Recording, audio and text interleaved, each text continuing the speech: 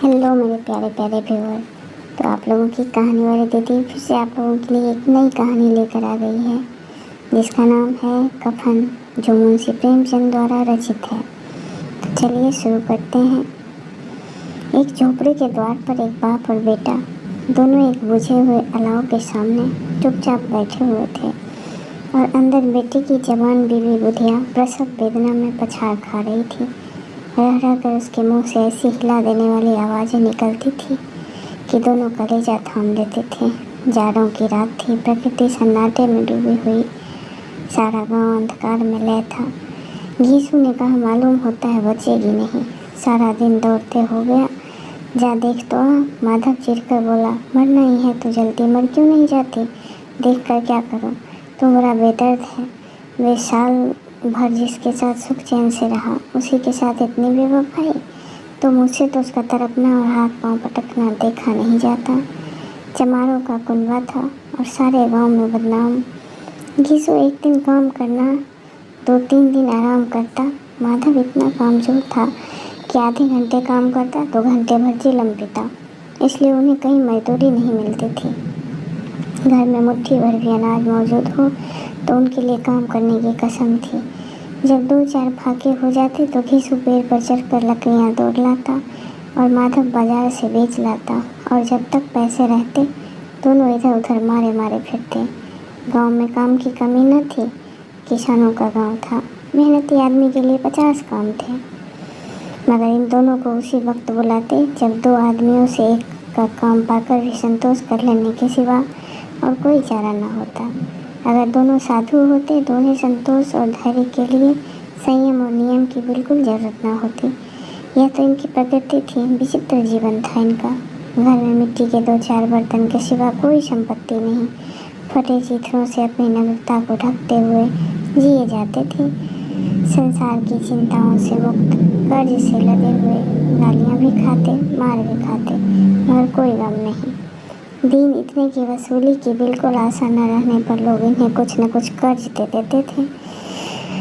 मटर आलू की फसल में दूसरे के खेतों से मटर या आलू उखाड़ लाते और भून भून कर खा लेते थे। 10-5 ऊख उखाड़ लाते और रात को चूसते।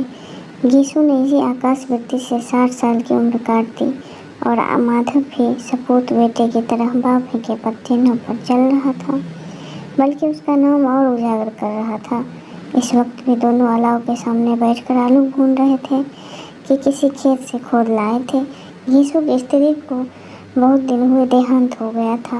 माधव का ब्याह पिछले साल हुआ था।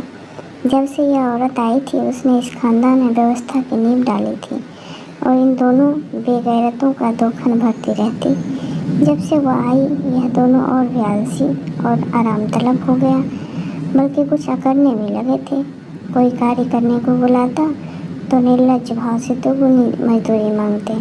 वहीं औरत आज प्रसव वेदना से मर रही थी, और यह दोनों इसी इंतजार में थे कि वह मर जाए तो आराम से सोए।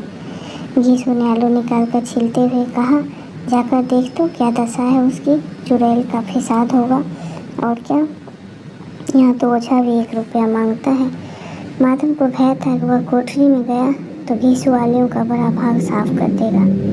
बोला, मुझे वहाँ जाते डर लगता है। डर किस बात का है, मैं तो हूँ यहाँ, तो तुम ही जाकर देखो ना।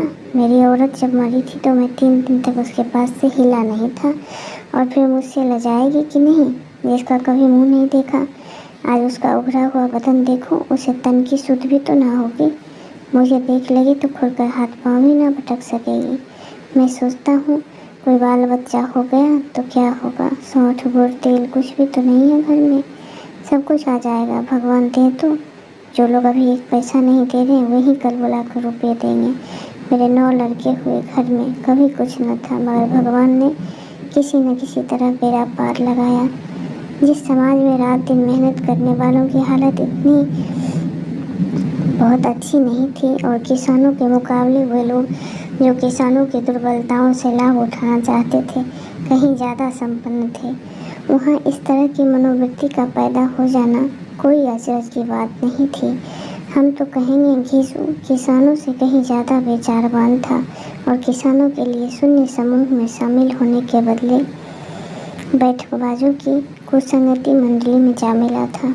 हाँ, उसमें यह शक्ति न थी कि बैठकबाजों के लिए नियम और नीति का पालन करे, इसलिए जहाँ उसकी मंडली के लोग गांव के सरगना और मुखिया बने हुए थे, उस पर सारा गांव उंगली उठाता था।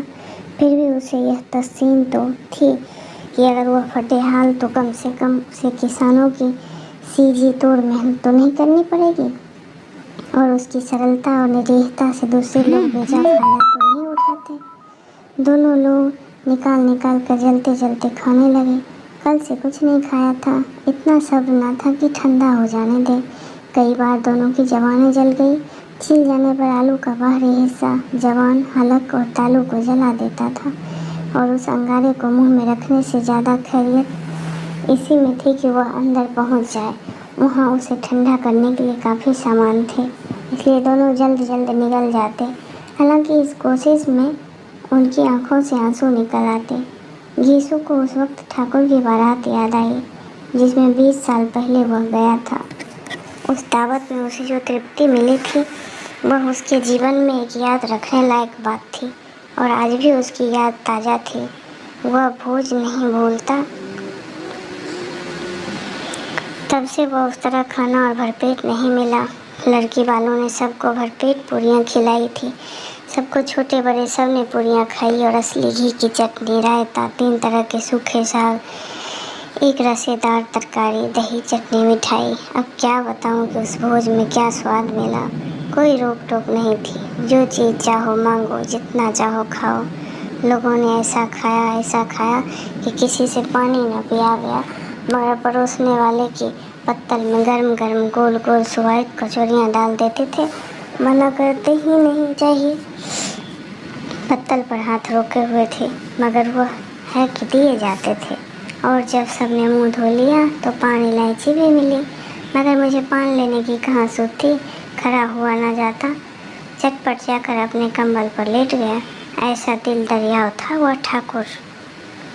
माधव ने इन पदार्थों का मन ही मन मजा लेते हुए कहा, अब हमें कोई ऐसा भोज नहीं खिलाता, अब कोई क्या खिलाएगा। वह जमाना दूसरा था, अब तो सबको किफ़ायत सूझती है।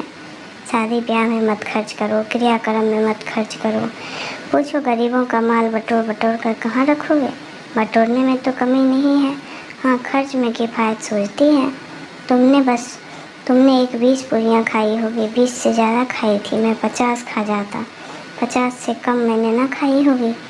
अच्छा पक्का था तो मेरा आधा भी नहीं है। आलू खाकर दोनों ने पानी पिया, और वहीं अलाव के सामने अपनी धोतियाँ ओढ़कर पाँव में पैर डाले सो गए, जैसे 2 बड़े बड़े अजगर गेंडुए मारे पड़े हों, और बुधिया अभी तक करा रही थी। सवेरे माधव ने कोठरी में जाकर देखा तो उसकी स्त्री ठंडी हो गई थी। उसके मुंह पर मक्खियाँ भिनक रही थी, पथराई हुई आँखें ऊपर टंगी हुई थी, सारा देह धुआं से लथपथ था। उसके पेट में बच्चा मर गया था। माधव भागा हुआ घीसू के आवाज़ आया। फिर दोनों जोर जोर से हाय हाय करने और छाती पीटने लगे। पड़ोस वालों ने यह रोना धोना सुना तो दौड़े हुए आए और पुरानी मर्यादा के अनुसार इन अभावों को समझाने लगे, मगर ज़्यादा रोने पीटने का अवसर न था। कफन की और लकड़ी की फिक्र करनी थी। घर में तो इस तरह गायब था जैसे चील के घोंसले में मांस। बाप बेटे रोते हुए गांव के जमींदार के पास गए। वह इन दोनों की सूरत से नफरत करते थे। कई बार इन्हें हाथों से पीट चुके थे, चोरी करने के लिए, बाजे पर काम ना आने के लिए। पूछा क्या हुआ बे घिसुआ, रोता क्यों है? अब तो तू कहीं दिखाई भी नहीं देता, मालूम होता है इस गांव में रहना नहीं चाहता। घिसू ने जमीन पर सिर रखकर आंखों में आंसू भरे हुए कहा, सरकार बड़ी विपत्ति में हूँ। माधव की घरवाली रात गुजर गई। रात भर तड़पती रही सरकार। हम दोनों उसके सिराहने बैठे रहे। दवा दारू जो कुछ हो सका सब कुछ किया, मुदा वो हमें दगा दे गई। अब कोई एक रोटी देने वाला भी नहीं रहा मालिक। तबाह हो गए, घर उजड़ गया। आपका गुलाम हूँ, अब आपके सिवा कौन उसकी मिट्टी पार लगाएगा। हमारे हाथ में तो कुछ था, वह सब तो दवा दारू में उठ गया। सरकार ही की दया होगी तो उसकी मिट्टी उठेगी। आपके सिवा किसके द्वार पर जाऊँ? जमींदार साहब दयालु थे, मगर घीसू पर दया करना, काले कंबल पर रंग चढ़ाना था। जी में तो आया कह दे, चल दूर हो यहाँ से, यूँ तो बुलाने से भी नहीं आता, आज जब गरज पड़ी तो आकर खुशामद कर रहा है। हरामखोर कहीं का, बदमाश। लेकिन यह क्रोध या दंड देने का अवसर न था। जी में कुड़ते हुए 2 रुपये निकाल कर फेंक दिए, मगर सांत्वना का एक शब्द भी मुँह से नहीं निकला। उसकी तरफ ताका तक नहीं, जैसे सिर का बोझ उतारा हो। जब जमींदार साहब ने 2 रुपये दिए तो गांव के बनिए महाजनों को इनकार का साहस कैसे होता। घीसू जमींदार के पास ढिंढोरा भी पीटना खूब जानता था। किसी ने 2 आने दिए, किसी ने 4 आने। 1 घंटे में घीसू के पास 5 रुपये की अच्छी रकम जमा हो गई। कहीं से अनाज मिल जाता, कहीं से लकड़ी, और दोपहर को घीसू और माधव बाजार से कफन लाने चले। इधर लोग बाँस काटने लगे। गांव की नर्मदिल स्त्रियां आकर लाश देखती थी और उसकी बेकसी पर 2 बूंद आंसू गिराकर चली जाती थी। बाजार में पहुंचकर घीसू बोला, लकड़ी तो उसे जलाने भर को मिल गई है, क्यों माधव? माधव बोला, हाँ लकड़ी तो बहुत है, अब कफन चाहिए तो चलो कोई हल्का सा कफन ले लें। हाँ और क्या, लाश उठते उठते रात हो जाएगी, रात को कफन कौन देखता है? कैसा बुरा रिवाज है जिसे जीते जी तन ढकने को चीथड़ा भी ना मिले, उसे मरने पर नया कफन चाहिए। कफन लाश के साथ जल ही तो जाता है, और क्या रखा रहता है। यही 5 रुपये पहले मिलते तो कुछ दवा दारू कर लेते। दोनों एक दूसरे के मन की बात तार रहे थे।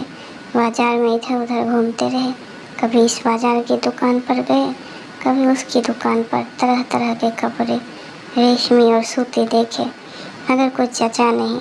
यहाँ तक कि शाम हो गई, तब दोनों ने ना जाने किस दैवी प्रेरणा से एक मधुशाला के सामने जा पहुँचे और जैसे किसी पूर्व निश्चित व्यवस्था से अंदर चले गए।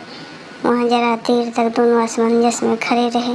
फिर घीसू ने गद्दी के सामने लाकर कहा, साहू जी एक बोतल हमें भी देना। इसके बाद कुछ सिखौना आया, तली हुई मछली आई और दोनों बरामदे में बैठकर शांतिपूर्वक पीने लगे। कई कुंजियाँ ताबड़तोड़ पीने के बाद दोनों सुरूर में आ गए। घीसू बोला, कफन लगाने से क्या मिलता, आखिर जल ही तो जाता, कुछ बहू के साथ तो न जाता। माधव आसमान की तरफ देखकर बोला, मानो देवताओं को अपनी निष्पापता का साक्षी बना रहा हो। दुनिया का दस्तूर है, नहीं लोग बामनों को 1000 रुपये क्यों देते, कौन देखता है परलोक में मिलता है या नहीं। बड़े आदमियों के पास धन है, फूकें, हमारे पास फूकने को क्या है। लेकिन लोगों को जवाब क्या दोगे, लोग पूछे नहीं कफन कहाँ है। घीसू हंसा, अभी कह देंगे कि रुपये कमर से खिसक गए, बहुत ढूंढा नहीं मिले, लोगों को विश्वास न आएगा, लेकिन फिर वही रुपये देंगे। माधव भी हंसा इस अनपेक्षित सौभाग्य पर, बोला, बड़ी अच्छी थी बेचारी, मरी तो खूब खिला पिलाकर। आधी बोतल से ज़्यादा उड़ गई। घीसू ने तो 2 सेर पूरियाँ मंगाई, चटनी, अचार, कलेजियाँ। शराब खाने के सामने ही दुकान थी। माधव लपक कर 2 पत्तलों के सारे सामान ले आया। पूरा 1.5 रुपया खर्च हो गया, सिर्फ थोड़े से पैसे बच रहे। दोनों इस वक्त इस स्थान में पूरियाँ खा रहे थे जैसे जंगल में कोई शेर अपना शिकार उड़ा रहा हो। न जवाबदेही का खौफ, न बदनामी की फिक्र, इन भावनाओं को उन्होंने बहुत पहले ही जीत लिया था। घीसू दार्शनिक भाव से बोला, हमारी आत्मा प्रसन्न हो रही है तो क्या उसे पुत्र न होगा। माधव ने श्रद्धा से सिर झुकाकर तस्दीक की, जरूर से जरूर होगा। भगवान तुम अंतर्यामी हो, उसे वैकुंठ ले जाना। हम दोनों हृदय से आशीर्वाद दे रहे हैं। आज जो भोजन मिला वह कभी उम्र भर न मिला था। एक क्षण के बाद माधव के मन में एक शंका जगी। बोला, क्यों दादा, हम लोग भी एक न एक दिन वहाँ जाएंगे ही। घीसू ने इस बोले वाले सवाल का कुछ उत्तर न दिया। वह परलोक की बातें सोचकर इस आनंद में बाधा न डालना चाहता था। जो वहाँ वह लोगों से पूछे कि तुमने हमें कफन क्यों नहीं दिया तो क्या कहोगे, कहेंगे तुम्हारा सिर। पूछेगी तो ज़रूर, तो कैसे जानता है कि उसे कफन ना मिलेगा। तो मुझे ऐसा गधा समझता है, 60 साल का क्या दुनिया में घास खोदता रहा हूँ, उसको कफन मिलेगा और बहुत अच्छा मिलेगा। माधव को विश्वास न आया। बोला, कौन देगा रुपये, तुमने तो चट कर दिए। वह तो मुझसे पूछेगी, उसकी मांग में तो सिंदूर मैंने डाला था। कौन देगा बताते क्यों नहीं? वही लोग देंगे जिन्होंने अब की